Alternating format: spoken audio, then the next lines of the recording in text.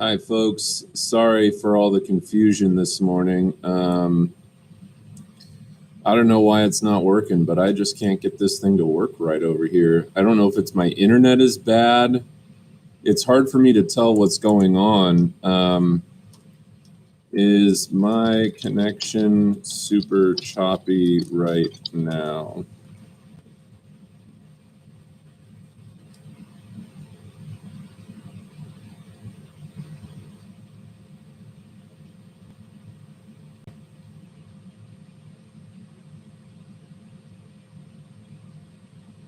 Everything looks fine right now.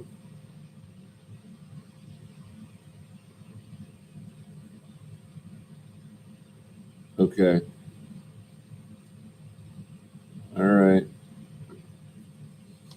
Well, I'm not really sure what to say about it. But for whatever reason, I can't get the other thing working. And then too, like my camera, I don't know if it's just the fact that it's like gray outside today or what, but it's like the coloring is not right with my camera.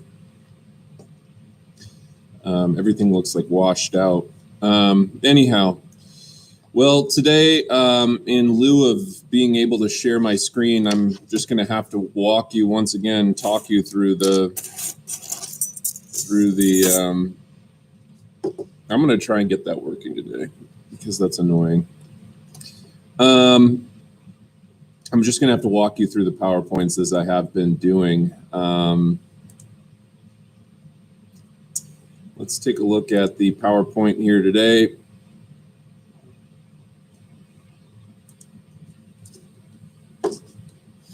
We're still in the Protestant Reformation, by the way, so.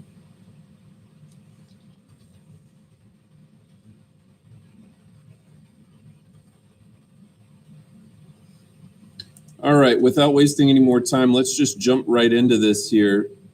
Talking about today, we last time talked about Martin Luther.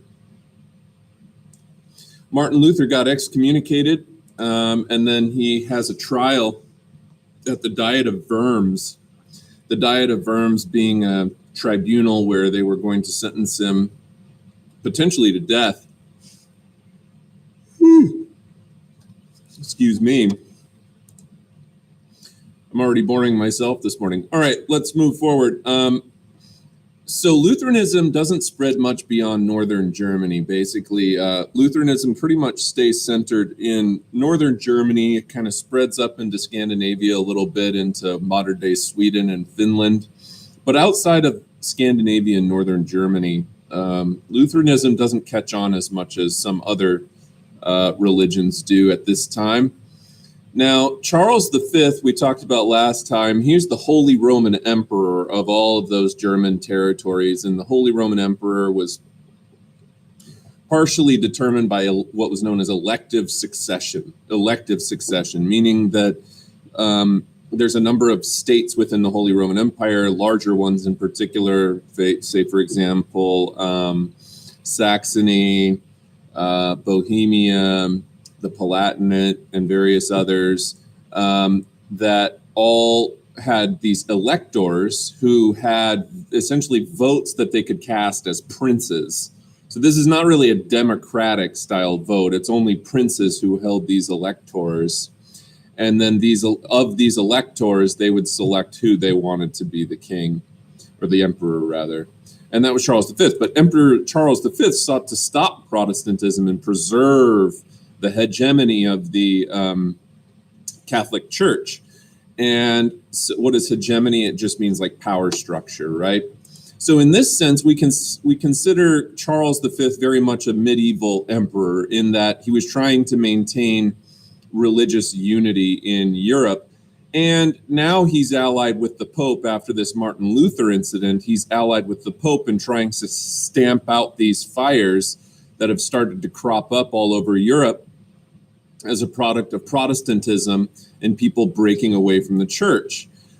Charles, in particular, was very preoccupied with the Ottoman threat because there's also still a threat, at least as perceived by the Catholic Church, with the Turks over in the east, in Hungary. And He also had a dynastic struggle going on with the King of France at this time, whose name was Francis I. And so his military really was overly concerned with other bigger priorities than dealing with Martin Luther. Okay, and so between 1521 and 1530, during this time where Martin Luther is first, making a trail or making a name for himself after having broken away from the church, Charles is entirely away from the Holy Roman Empire, and he spent a lot of that time in Italy. And what this did was, because he was kind of like the cat is away, the mouse will play sort of a situation, because he was away, the other princes, okay, in some of these other German territories, because remember, he's like the head prince selected by the other princes, but there's still a bunch of other princes. They start to, each of them, enforce the ban on Lutheranism as kind of they individually saw fit, which essentially gave them each religious authority in their own domain. So some of these princes looked at the Lutheran situation and said, this is a great opportunity to maybe whittle away a little bit at the authority of the Roman Catholic Church and maybe designate a little bit more autonomy and be able to manage my own affairs without interference from religious clergy figures. And the other thing to remember about this is that the Holy Roman Empire is really not a centralized state at this time, right? We say there's a Holy Roman Emperor, but each of those individual states has a prince and or a bishop or other type of figure who is running the show there. And so as we move into the 1520s, there's this German peasants revolt, especially the Swabian peasant uprising, okay? Now, Swabia is one of these states in the Holy Roman Empire, and in 1525, they draw up what became known as the 12 Articles, okay, the 12 Articles, and this is where peasants demanded an end to serfdom. Now, if you're wondering what's the difference between a peasant and a serf, let's just briefly talk about what that is. So a serf is somebody who is technically lower on the social scale than even a peasant is, because a serf is an individual, is not an individual. In essence, a serf is a worker, a laborer, a peasant who is tied to the land. So they don't have like individual status. They don't have individual legal recognition. It's almost like when you go to McDonald's and you buy fries, okay, you don't also need to pay for each individual speck of salt that comes on your fries. Okay, you just assume that the salt is tied to the fries and that you get the salt as part of your purchase. That's kind of how serfs are. All right, they're attached to the land, and so when land titles transfer, the serfs are attached to that land. It's not much different than slavery in a sense, okay? With the exception of slaves in the Atlantic slave trade were treated much, much, much worse, okay? But other than that, in terms of their legal status, they don't really have any legal individual authority. And so they wanted an end to serfdom because it's like an old school feudal practice, and it was oppressive of peasantry. And many of these peasants were very much inspired by Martin Luther. Interestingly, you might draw your attention towards the fact that Martin Luther very quickly distances himself from this peasants' revolt. Remember that Martin Luther himself is not a peasant. Martin Luther, in terms of the secular hierarchy of European culture at this time, he's an educated man. All right, he was trained to become a lawyer, and he's a guy who he does not view himself as having any affinity for the peasant cause. And ironically, Luther's views on the peasant movement end up being rather conservative. And right now, I'm on slide 25 of the PowerPoint, if you're following along with that. So, although Luther did advocate for religious freedom, because in his view, God's realm was not a worldly one, but he very much believed that people should follow the political authorities in their worldly realm. In other words, he's like, sure, I'm willing to say that everybody on a spiritual level is the same in God's eyes. But while we're here, you're not the same, okay? And peasants, even if Luther may have sympathized with some of the complaints of the peasants, he would never have agreed to the violence of the movement and the social upheaval and chaos that it brought. So Martin Luther kind of says, whoa, like, we're spiritually equal. God views us all the same, and all that matters is your personal communion with God. But when you start tangling with secular structures of authority, we got a problem, right? Because you're not equal in this world. So that's important to note about the German peasants' revolt. So Luther, contrary to the peasants' wishes, actually warned German princes to violently stamp out the revolt, and even declared the revolt itself decidedly unchristian. So he basically kind of, pushes the peasants in front of the bus a little bit there. And as many as 100,000 peasants died during this uprising. Both Catholic and Lutheran forces took part in squashing out the revolt, because what's interesting is, and you'll find this is a common phenomenon in history, is that even when, I've got a great example. I've got a great example for you that's worth mentioning. So consider for a minute that Catholics and Lutherans are both Christians, okay? They both serve to uphold they may have individual differences about things, but they both serve to overall uphold this mega structure of Christianity in terms of the dominant framework of society, right? Very similar to the way that in modern American politics, the Democratic and the Republican Party have all sorts of disagreements about all sorts of things, right? And they squabble with one another a lot. But rest assured that any time in American history where there's been consensus among the Democratic and the Republican parties, it's because there's a perceived threat to the overall structure of the state, from which they both derive their authority, their power. If we didn't have an overall American government, the terms Democratic Party and Republican Party would mean nothing. And so when Democrats and Republicans start to work together is when there's a perceived mutual interest in preserving the overall structure that gives them their power. And the Lutherans and the Catholics are no different, right? The Lutherans and Catholics at this time, they squabble, and there's tons of religious wars. But when there's a mutual concern about a threat to the Christian framework, a threat to the overall structure of society, then they're going to work together to stamp that threat out, because there's a whole lot of people on both sides that stand to lose power in that scenario. So this is kind of, if you ever want an indicator of how much the government feels threatened, all right, all you got to do is look and see how willing the political parties are willing to squabble with one another over petty issues.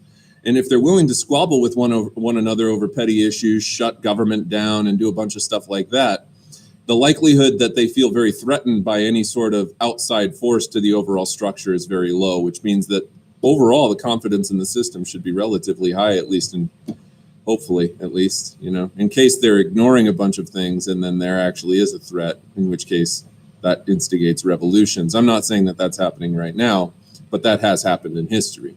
So, for example, the Russian Revolution. But anyway, point being that consequences of the German Peasants' Revolt are that the authority of the German nobility ultimately strengthens, and Lutheranism becomes allied to and controlled by Northern German nobility.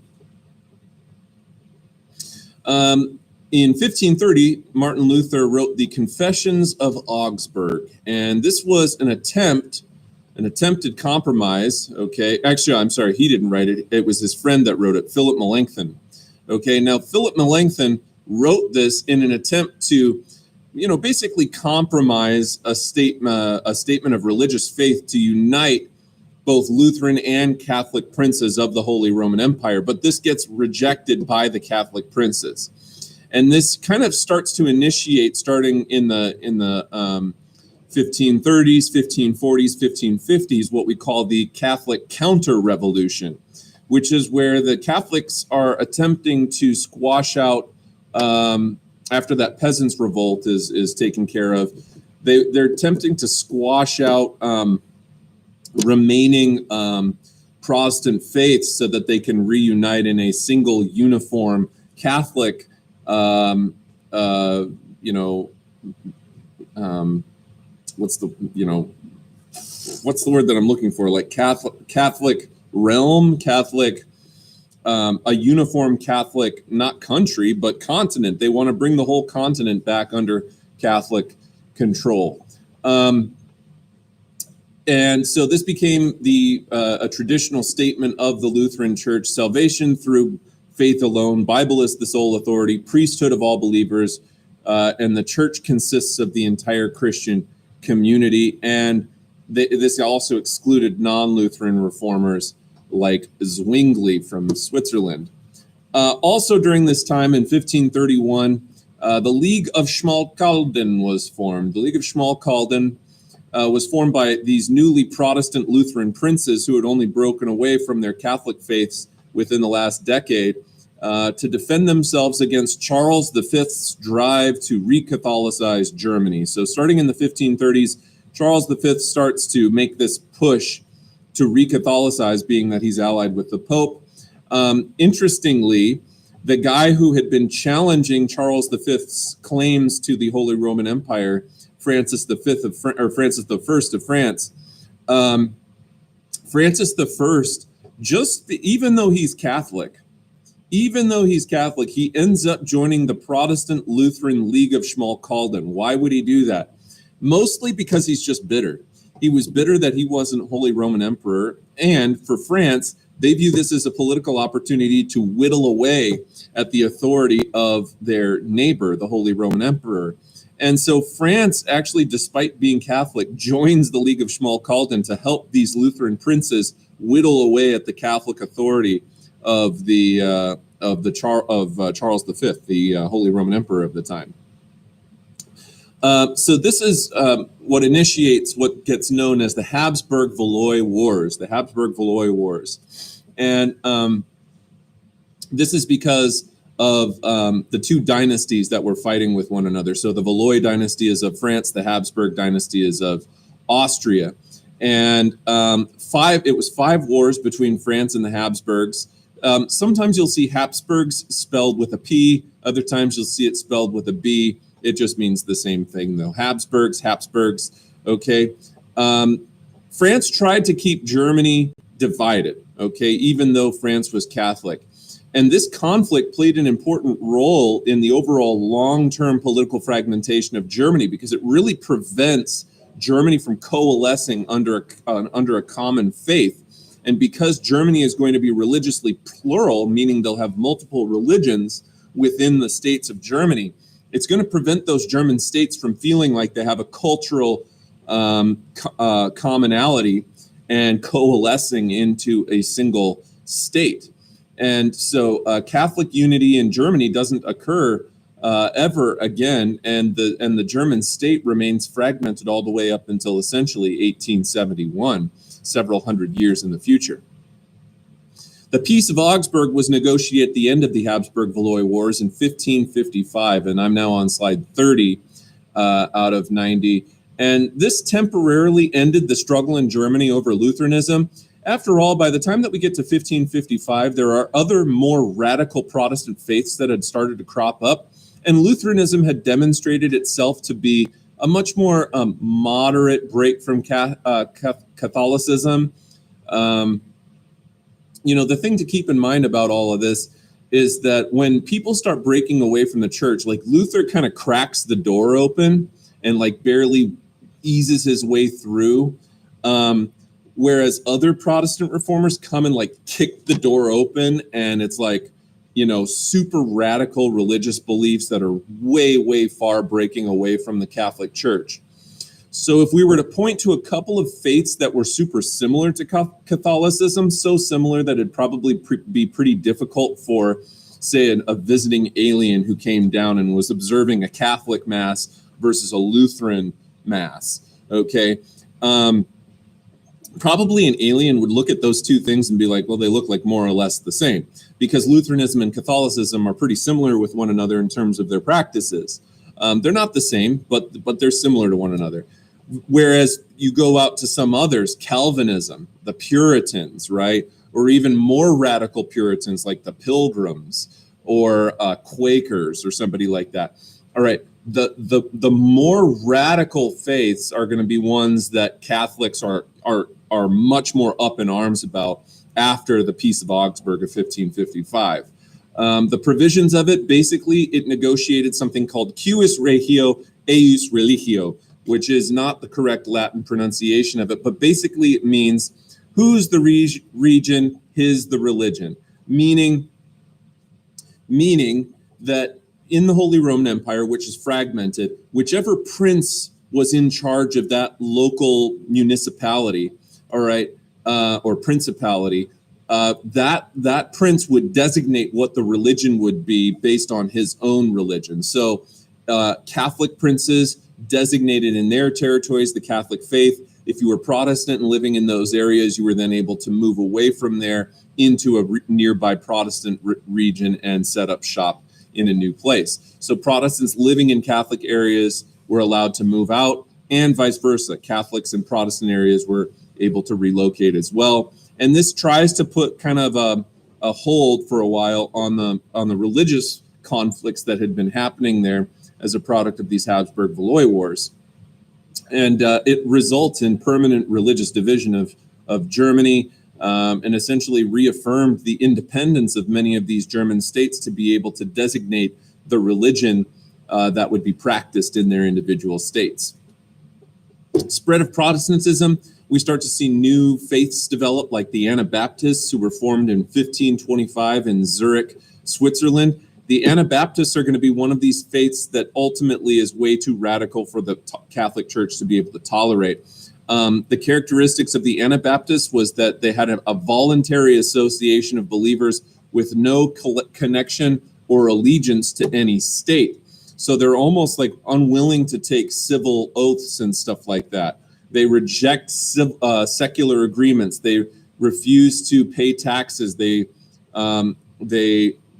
refuse to hold public office. They refuse to serve in the military. These are all things that were expected of people. Back in these days. And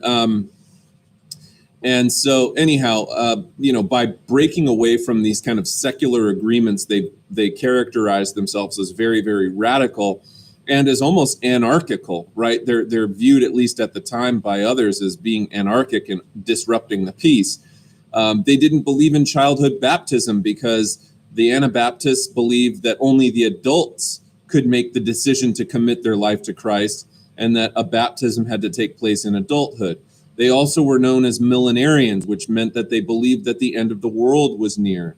And they rejected the Trinity, which is a major principal point of the Catholic faith, the Father, Son, and Holy Ghost, or Holy Spirit. This idea of the Trinity, the number 3 being a holy number, very sacred to the church and stuff like that, is seen as downright sacrilegious by the Catholics of this time, and probably, frankly, even the Lutherans. So the Anabaptists get a name for themselves as being quite radical. And in 1532, a group of revolutionary Anabaptists took control of the northwestern city known as Munster. And if you've ever heard of the city Munster before, it's probably because you've heard of the cheese that shares the same name as that region. This Anabaptist revolt was led by a guy named John of Leyden. And John of Leyden, or Leyden, lived from 1509 to 1536. He instituted polygamy as a part of the Anabaptist faith, and he had 16 wives. And women also served as leaders within his movement, which was unique for the time. All books except for the Bible were burned in the city of Munster, and the Anabaptists started killing some Lutherans and Catholics, and that was where the line was drawn. So within a couple of years, this Protestant, I guess, revolt, it's not really a peasant revolt, but this Protestant Anabaptist revolt is met by the combined armies of both Catholics and Protestants, who mutually work together to recapture the city of Munster and execute all the Anabaptist leaders there and burn them at the stake. And that became known as the tragedy at Munster in 1534. Afterwards, the Anabaptists cooled their rhetoric down quite a bit. The long term of this tragedy at Munster on the Anabaptists is that ultimately the Mennonites end up being formed, and they were founded by the Dutch leader Menno Simons, and they were the descendants of some of these Anabaptists. But the thing about this is that they emphasized after this pacifism. And that became a major trait of future Mennonites who became Quakers. And so the Quakers in England shared very similar beliefs. Thousands came to America, where they founded and controlled originally the colony and then eventually the state of Pennsylvania, as well as New Jersey and Delaware. There was a heavy Quaker population there as well. But basically, they were very peaceful, and ultimately the Quakers in America